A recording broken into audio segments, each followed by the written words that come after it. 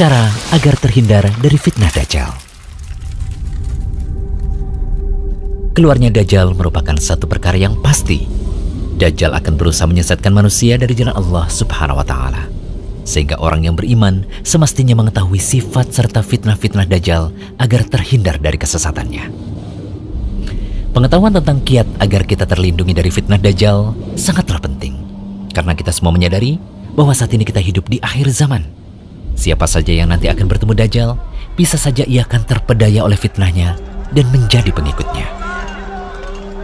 Nabi SAW telah menunjuki pada umatnya mengenai apa saja kiat untuk membentengi diri dari fitnah Dajjal.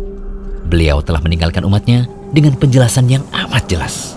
Karena fitnah yang satu ini adalah sebesar-besarnya fitnah yang ada hingga akhir zaman. Bahkan setiap Nabi selalu memperingatkan dari fitnah ini.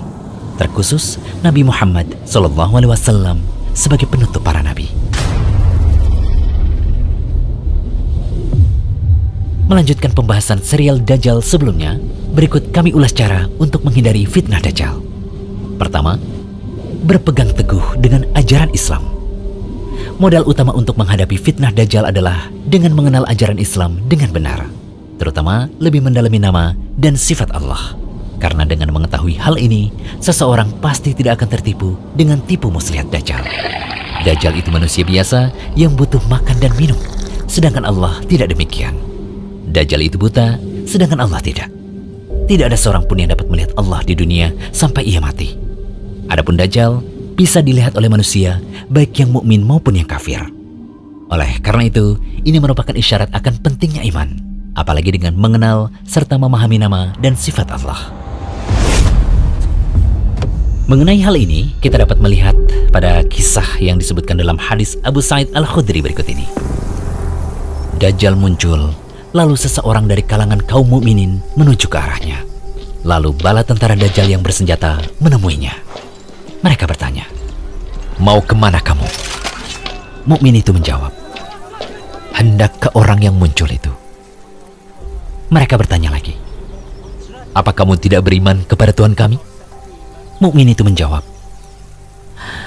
"Rob kami tidaklah samar." Mereka berkata, "Bunuh dia." Lalu mereka saling berkata satu sama lain, "Bukankah Tuhan kita melarang untuk membunuh seseorang tanpa perintahnya?" Mereka membawanya menuju Dajjal. Saat orang mukmin melihatnya, ia berkata, "Wahai sekalian manusia, inilah Dajjal yang disebut oleh Rasulullah SAW." Lalu Dajjal memerintahkan orang itu untuk dibelah.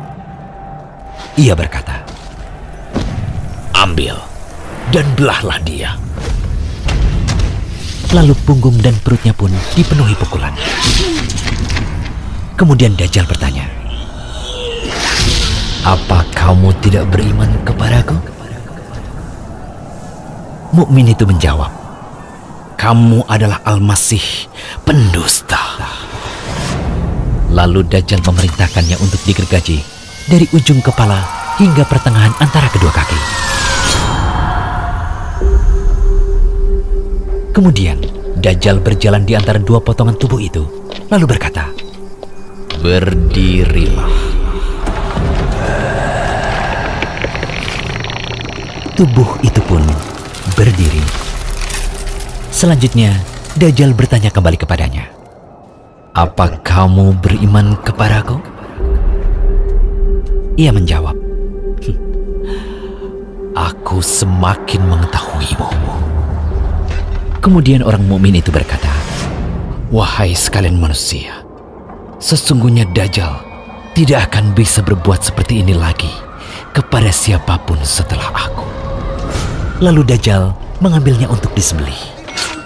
Tetapi Allah menjadikan anggota badan yang berada di antara leher dan tulang belakang itu seperti tembaga atau perak, sehingga Dajjal tidak mampu membunuhnya. Kemudian Dajjal memegang kedua tangan dan kakinya, lalu dilemparkan. Orang-orang mengiranya dilemparkan ke neraka, tetapi sesungguhnya ia dilemparkan ke surga. Setelah itu Rasulullah SAW bersabda, "Dia adalah manusia yang kesaksiannya paling agung di sisi Rabb seluruh alam.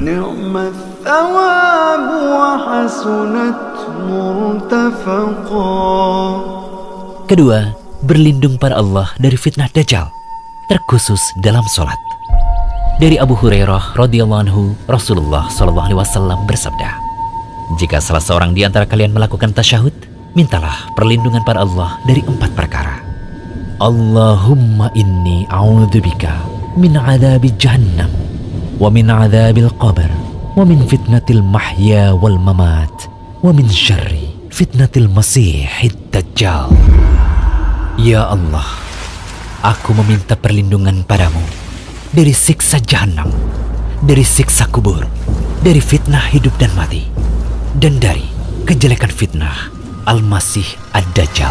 Alhamdulillahilladzi anzala ala 'abdihil kitaba wa lam yaj'al lahu 'iwaja. Ketiga, menghafal surat Al-Kahfi. Nabi SAW telah memerintahkan untuk membaca awal-awal surat Al-Kahfi agar terlindungi dari fitnah Dajjal. Dalam riwayat lain disebutkan akhir-akhir surat Al-Kahfi yang dibaca. Intinya surat Al-Kahfi yang dibaca bisa awal atau akhir surah. Dan tentu yang lebih sempurna adalah menghafal seluruh ayat dari surah tersebut. Dari Abu Darda, ia berkata bahwa Nabi SAW bersabda, barang siapa menghafal 10 ayat pertama dari surat Al-Kahfi, maka ia akan terlindungi dari fitnah Dajjal. Hadis riwayat Muslim. Dari An-Nawas bin Sam'an, ia berkata bahwa Rasulullah SAW bersabda, barang siapa di antara kalian mendapati zamannya Dajjal, bacalah awal-awal surat Al-Kahfi. Hadis riwayat Muslim.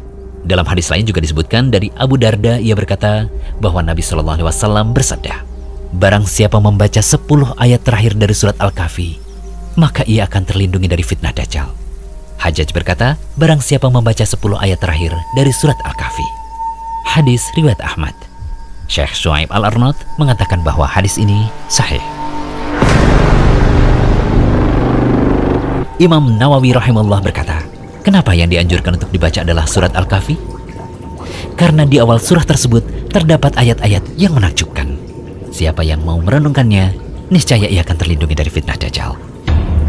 Di dalam surah Al-Kahfi, sungguh banyak kisah-kisah yang dapat dijadikan ibrah. Mulai dari kisah penghuni gua, kisah Musa dan Khidir, dan kisah Dzulqarnain, juga terdapat penetapan hari kebangkitan. Oleh karena itu, sudah sepantasnya surat ini dibaca, difahami maknanya, dan lebih baik lagi dihafalkan.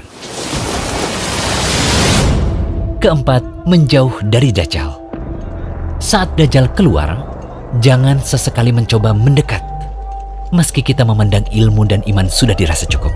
Karena bisa jadi seseorang menyangka bahwa ia memiliki iman yang kokoh, namun ia terperangkap syubhat Dajjal. Lalu akhirnya ia pun menjadi pengikut setianya. Dari Imran bin Husain, ia berkata bahwa Rasulullah SAW bersabda, barang siapa mendengar berita kemunculan Dajjal, maka menjauhlah darinya. Demi Allah, ada seseorang yang mendatangi Dajjal, dan ia mengira bahwa ia punya iman yang kokoh. Namun malah ia yang menjadi pengikut Dajjal, karena ia terkena syubhatnya ketika Dajjal itu muncul.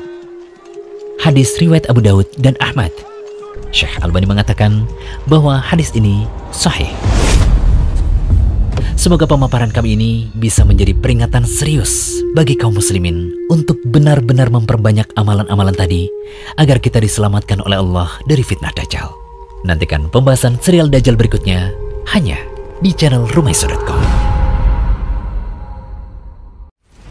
Jangan lupa kunjungi Rumaiso.com, update setiap hari, insya Allah.